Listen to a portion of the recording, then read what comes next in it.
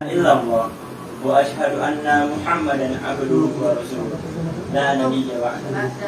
Alhamdulillahirabbil alamin. Puji syukur kita panjatkan kehadirat Allah Subhanahu wa taala atas segala limpahan rahmatnya. Kita semua bisa berkumpul di dalam keadaan ini, dalam keadaan sehat walafiat. Salawat serta salam semoga selalu tercurah limpahkan pada junjungan kita Habibana wa syafi'ina wa maulana Muhammad. Allahumma shalli alaihi. Di sini saya akan membacakan sebuah ayat. A'udzu billahi minasyaitonir rajim. Bismillahirrahmanirrahim. Kullu nafsin dha'iqatul maut wa innama tuwaffawna ujurakum yawmal qiyamah. Fama zuhziha 'anil nari wa udkhilal jannata faqad faz. Wa mal hayatud dunya illa mata'ul ghurur. Subhanallahul azim. Nah, di sini saya akan mencoba menggunakan metode berpuisi di sini. Masya Allah. Kematian. Masya Allah. Setiap yang berjiwa pasti akan merasakan kematian. Takbir. Dan hanya pada hari kiamat sajalah, pada hari kiamat sajalah dibalaskan secara sempurna balasanmu. Barang siapa yang dijauhkan dari api neraka yang menyala-nyala, api neraka yang berbahan bakar batu dan manusia, api neraka yang akan membuat otakmu mendidih, api neraka yang akan membuatmu merasa takut dan gentar. Barang siapa yang dijauhkan dari api neraka dan dimasukkan ke dalam surga yang penuh dengan kenikmatan, yang mengalir di bawahnya sungai-sungai, di sana kita akan berkata, ya Rob, sungguh nikmatmu begitu banyak. Kita akan mendapatkan buah-buahan yang sama seperti di dunia. Barang siapa yang dimasukkan ke dalam surga, maka dia memperoleh kemenangan. Dia mendapatkan kesuksesan yang hakiki, kesuksesan yang abadi. Dan ketahuilah, kehidupan dunia hanyalah kesenangan yang memperdaya. Jadi marilah kita bersama-sama puisi.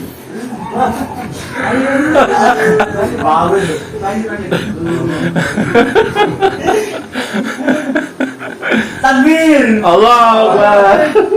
Nah, saudara-saudara, kaum muslimin wal muslimat, apa yang bisa kita petik dari peristiwa tadi? Bahwa kita ini orang Indonesia dan Al-Quran itu bahasa Arab. Jadi kita harus mau membaca arti dari Al-Quran. Untuk apa kita membaca misalnya 1 juz sehari jika kita tidak benar-benar mentadaburinya? Masya Allah. Jika kita tidak benar-benar paham, mungkin bagus kita akan mendapatkan limpahan pahala. Jika satu hurufnya 10 kebaikan, maka jika kita membaca 1 juz, berapa ratus juta pahala yang kita dapat. Masya Allah. Berapa ratus juta kebaikan yang kita dapat.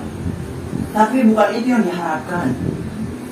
Mungkin yang diharapkan pahala juga, tapi yang diharapkan adalah kita mau berinteraksi dengan Al-Quran, mentadaburinya.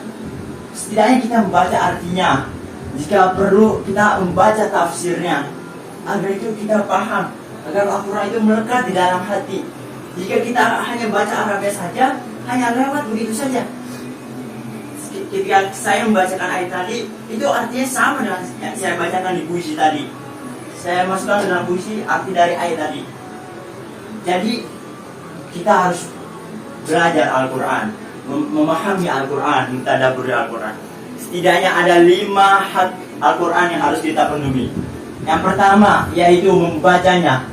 Kita harus membaca Al-Quran sebagaimana Allah berfirman, Iqra bismi rabbikal ladzi khalaq. Nah, yang selanjutnya kita harus menghafalkan Al-Quran. Setidaknya kita harus hafal juz 30 ya.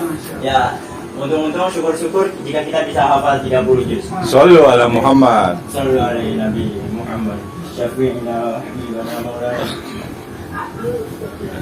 Jadi kita harus membaca, menghafal, lalu mentadaburi. Nah ini yang paling penting. Mentadaburi itu berinteraksi dengan Al-Quran. Caranya gimana? Caranya kita harus benar-benar paham. Kita kan bukan orang Arab, kita nggak bisa bahasa Arab. Ya kita coba dong baca artinya. Kita boleh baca Al-Quran 1 juz sehari, tapi misalnya kita setelah itu baca 1 halaman artinya, kita baca 1 halaman saja artinya, lalu kita benar-benar tadaburi, kita pahami. Kalau misalnya belum paham juga, kita baca tafsirnya, agar kita benar-benar paham, agar kita benar-benar berinteraksi dengan Al-Quran. Nah selanjutnya yaitu mengamalkan. Ketika kita sudah membaca, sudah menghafal, kita sudah memahaminya, mentadaburinya, haruslah kita amalkan. Karena jika tidak diamalkan, ya percuma, itu seperti tong kosong, tidak ada bunyinya. Percuma saja jika kita tidak mengamalkan apa yang kita baca, apa yang kita pahami tidak diamalkan. Nah yang terakhir, yang kelima, hak kita, hak aturan terhadap kita adalah mengajarkannya.